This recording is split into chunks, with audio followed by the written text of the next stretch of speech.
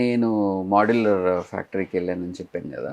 అక్కడ ఏంటంటే అండి, ఇప్పుడు దిస్ ఈజ్ ఏ ప్రాసెస్. ఒక ప్లైన్ తీసుకొచ్చుకుంటాం, ఫస్ట్ దాన్ని పేస్టింగ్ చేసుకుంటాం రెండు పక్కల. దాని తర్వాత దాన్ని కట్టింగ్ చేస్తాం, కట్టింగ్ చేసిన తర్వాత దాన్ని ఎడ్జ్ బ్యాండింగ్ చేస్తాం, దాని తర్వాత హింజ్ హోల్స్ కొడతాం.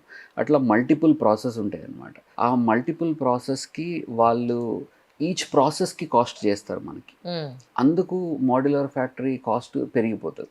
అదే హోల్ సొల్యూషన్ లాగా ఇస్తున్నాం అనుకోండి, అప్పుడు మనకి ఏంటంటే అన్ని మెషిన్స్ నావే. నా హోల్ కోర్ పాయింట్ ఏంటంటే నేను ఫర్నిచర్ ఇన్స్టాల్ చేసి ఇవ్వాలి.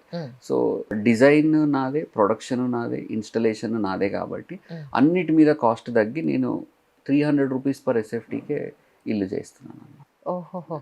అంటే నా ప్రాసెస్ మొత్తానికి ఎడ్జ్ బ్యాండింగ్కి సపరేట్గా, కట్టింగ్కి సపరేట్గా, పేస్టింగ్కి సపరేట్గా అలా లేదు.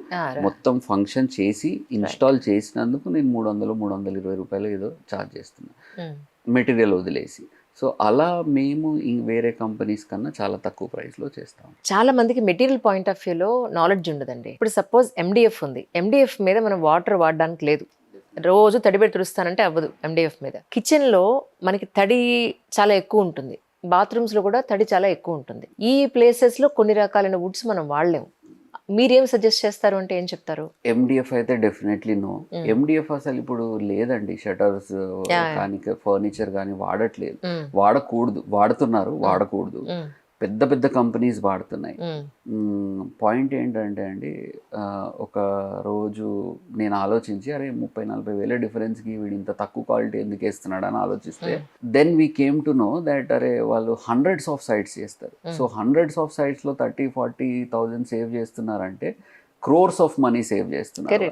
సో వాళ్ళ స్టాండర్డ్ని అక్కడికి సెట్ చేసేసారు. కానీ ఎండిఎఫ్లో ఒక గుడ్ థింగ్ ఉంది ఏంటంటే కనపడటానికి చాలా బ్యూటిఫుల్గా. అవును, ఫినిషింగ్ ఇప్పుడు జనాలకి ఎట్లా అంటే ఆ లుక్కే కదా, అరే ఇంటీరియర్స్ ఎంత బ్యూటిఫుల్. మీరు ఒక 6 months తర్వాత, 1 year తర్వాత ఆ ఇంటికి వెళ్ళండి, అన్ని హ్యాంగ్ అవుతూ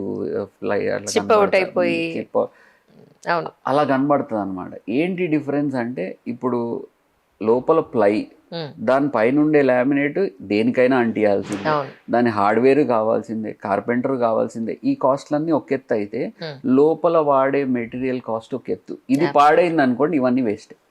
దీని మీద పెట్టిన ఖర్చు అంతా waste. So the quality of ply that one ఈ సపోజ్ టు యూజ్ కిచెన్ అనుకోండి, BWP గ్రేడ్ అని ఒకటి ఉందండి. ప్రతి బ్రాండ్లో ఉంటుంది. ఫైర్ రిటార్డెంట్ గ్రేడ్ కూడా ఉంది. 30 years వ్యారంటీ ఇచ్చే కంపెనీస్ ఉన్నాయి. సర్టిఫికేట్ ఇస్తారు మీకు. ఏమనంటే మీ ప్లై కానీ చెదలు పట్టడం కానీ, వాటర్కి పాడైపోవడం కానీ వస్తే we will replace your ply అని సర్టిఫికేట్ రాసి ఇచ్చే కంపెనీస్ కూడా ఉన్నాయి. కొద్ది కాస్ట్ ఎక్కువ అవుతుంది డెఫినెట్లీ, కానీ మనకు టర్మైట్ ఇష్యూ వస్తుంది ఇక్కడ ఉంటుంది అనుకున్న ఏరియాలో డెఫినెట్లీ అలాంటిది వాడితే కామన్గా వచ్చే ఫర్నిచర్ ప్రాబ్లం కన్నా ఇది చాలా రెడ్యూస్ అయిపోతుంది. అంటే యాక్చువల్గా సపోజ్ ఇప్పుడు వాష్రూమ్స్లో మనం వుడ్ ఎక్కడ వాడకుండా మాకు గ్రనైటే కావాలండి అని అన్నప్పుడు మీ దగ్గర ఆ ఫెసిలిటీ కూడా ఉంటుందా? అది ప్రొవైడ్ చేస్తారా? గ్రైనైట్ చెయ్యొచ్చు మేడం, బట్ ఇప్పుడు ఫర్నిచర్ అన్నప్పుడు హార్డ్వేర్ కూడా ఉంటుంది. It's not just the shell.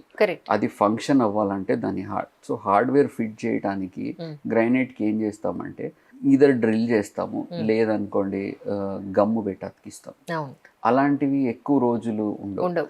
మనము వాటర్ ఆస్పెక్ట్లోనే చూడకూడదు, దాన్ని ఫంక్షనాలిటీ ఆస్పెక్ట్లో కూడా మనం చూడాలి. బాత్రూమ్స్లో ఏం చేయాలంటే అండి, wet area, dry area divide చేసేసుకోవాలి.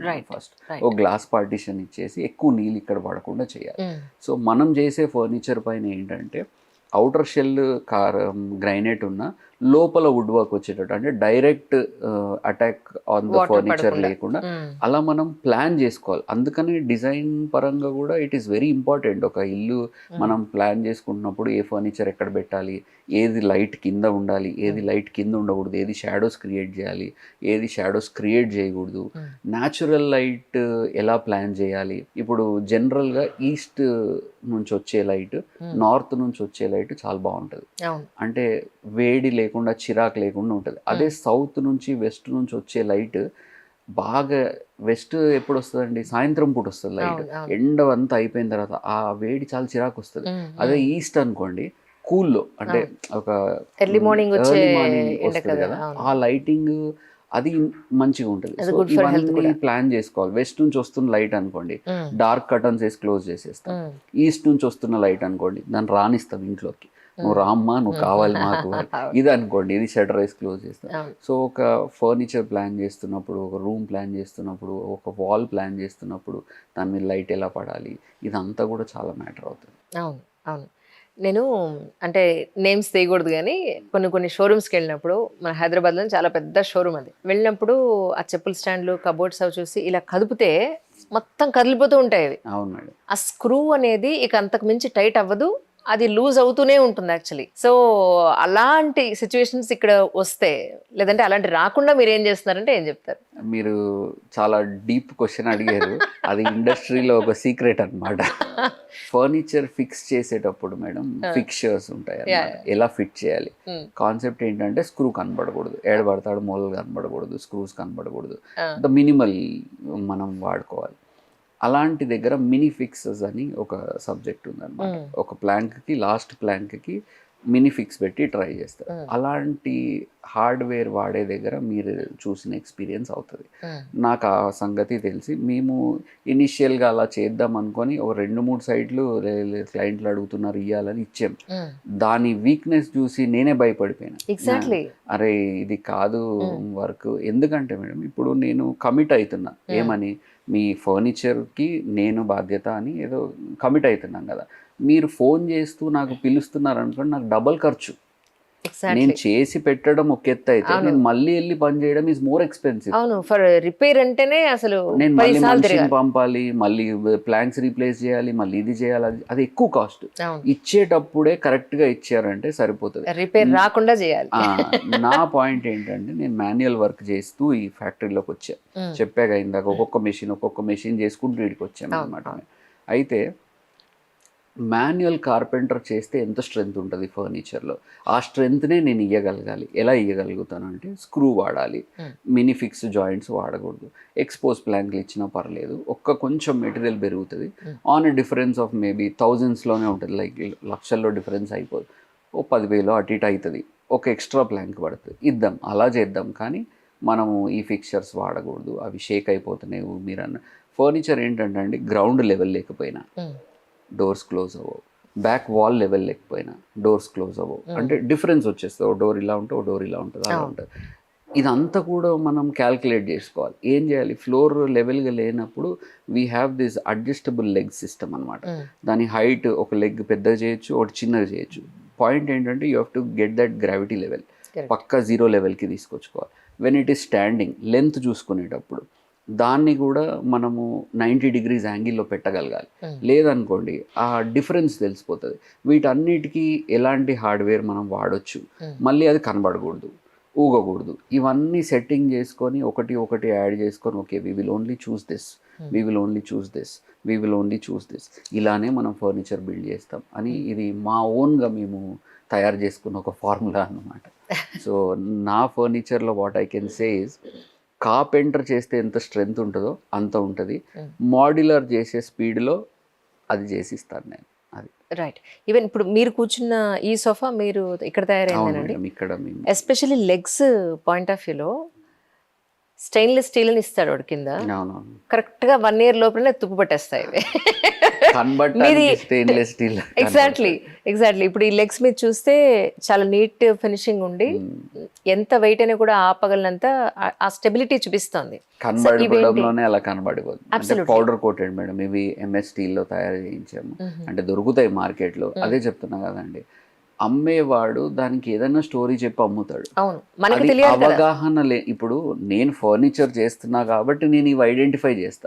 ఇప్పుడు మీరున్నారు, మీ పనిలో ఏదన్నా నన్ను అడిగితే నేను చెప్పలేను, మీరు బాగా చెప్పగలుగుతారు. నేను రోజు చేస్తాను కాబట్టి నాకు తెలుస్తుంది ఏంటంటే, ఇది వర్కౌట్ అవ్వదు, పోను ఇది పాడైపోతుంది, ఇది వాడకూడదు. ఎందుకంటే చూస్తున్నాం కదా, ఇక్కడ ఇది చేయొచ్చు, ఇది చేయకూడదు, ఇది చెయ్యాలి, చేయకూడదు, అలా ఐడియాస్ మాకు కొంచెం బెటర్ ఉంటాయి అన్నమాట.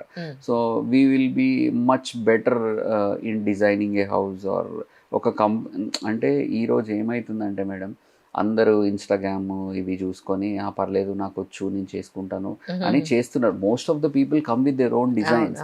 We don't say no to them. కాకపోతే మాకు ఏదైనా ఫ్లాగ్ అనిపించింది అనుకోండి, అరే ఇది ఇలా ఉండకపోతే ఇలా ఉంటే ఇంకా బాగుంటుందని దాన్ని మేము సజెస్ట్ చేసి అలా వద్దండి ఇది చేసుకోండి మీకు లైఫ్ కూడా వస్తుంది అని చెప్పి మేము టిప్స్ ఇచ్చి చేస్తూ ఉంటాం.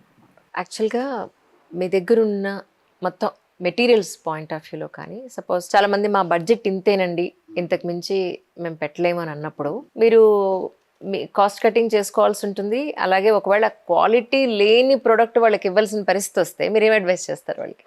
క్వాలిటీ లేని ప్రోడక్ట్ అని కాదండి, ఫస్ట్ ఆఫ్ ఆల్ నా కంపెనీలో నేను ఒక రూల్ పెట్టుకున్నాను ఏంటంటే నేను జనాలకి ఏది అమ్మను. నేను నా టేబుల్ పైన నా కస్టమర్కి చూపించే టేబుల్ పైన ఆల్ క్వాలిటీస్ ఆఫ్ ప్లై ఉంటుంది.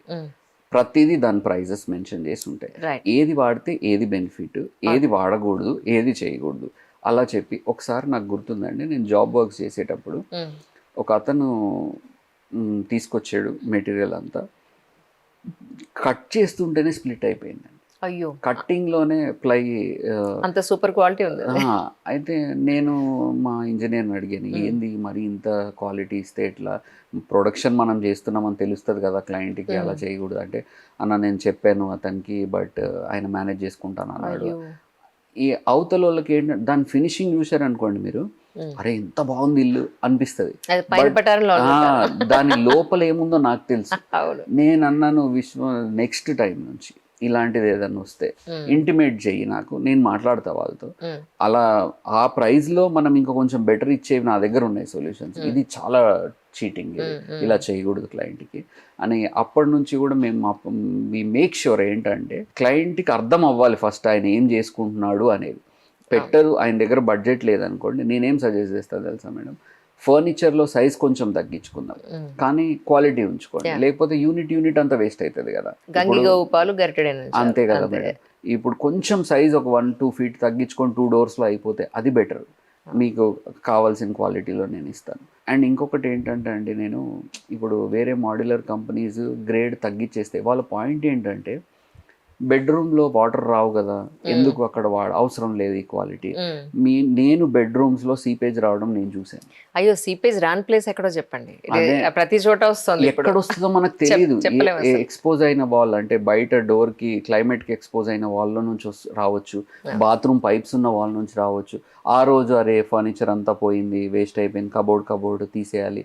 మాడ్యులర్లో ఒక అడ్వాంటేజ్ ఏంటంటే అండి, ఈ యూనిట్ పాడైంది అనుకోండి, ఆ యూనిట్లో ఒక్క పీస్ పాడైతే ఆ ఒక్క పీస్ పక్కన పెట్టేసి ఇంకో పీస్ వేసుకోవచ్చు. అదొక అడ్వాంటేజ్. కాస్త పార్ట్ మనం మార్చుకోవచ్చు. మొత్తం స్క్రూ సిస్టమ్ కదా మనది. ఏ రోజు కావాలన్నా అన్స్క్రూ చేసేసి డిస్మాండిల్ చేసి ఆ ఒక్క పార్ట్ని తీసేసి మళ్ళీ వేసుకొని చేసుకోవచ్చు అనమాట.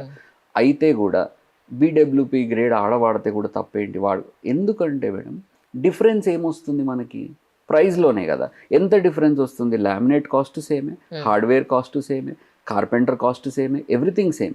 ఓన్లీ ఏంటంటే ఆ కోర్లు మాట్లాడే material difference. On the whole project ఓ 30-40 వేల డిఫరెన్స్లో అక్కడ కకృతి చేయొద్దు. క్లయింట్కి కూర్చోబెట్టి సార్ మీరు నా మాట నమ్మండి, మీకు ఇది బెనిఫిట్ అవుతుంది ఫ్యూచర్లో, మీరు ఈ ప్లై వాడండి, ఈ గ్రేడ్ వాడండి, అంటే ఈ పలానా బ్రాండ్ వాడండి అని కాదు, ఈ గ్రేడ్ వాడండి, ఇక్కడ మీకు మంచిది అవుతుంది అని చెప్పి వాళ్ళని అర్థం చేసి మీరు ఇద్దరు సైజ్లో కాంప్రమైజ్ అవ్వండి కానీ క్వాలిటీలో మాత్రం సైజ్ చేయొద్దు అనేది నేను చెప్పే సజెషన్. ఈవెన్ వాడే నట్లు కూడా జస్ట్ 6 months లోపల తుప్పు పట్టిపోతుంటాయి.